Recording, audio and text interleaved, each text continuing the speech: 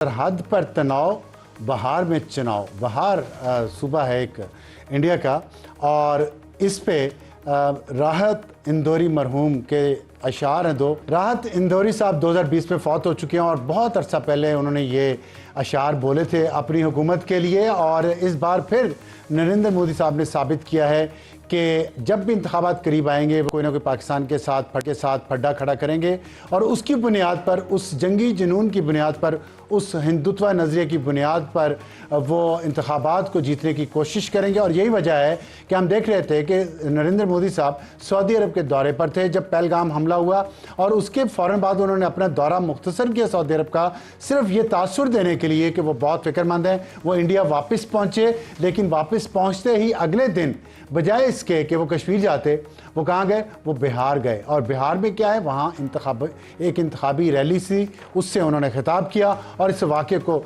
सियासी एक रंग दिया, और उसके ज़रिए मज़ीद इंडियन मीडिया को ये मौका दिया कि वो लोगों में जंगी जुनून को भरे। तो जो सियासी और मीडिया उनकी जो ताकत है और उसका नैरेटिव है, उसके ज़रिए पाकिस्तान के ख़िलाफ़ एक नैरेटिव बनाया जाता है ताकि इंतखाबात में उनको फ़ायदा हो सके। और इस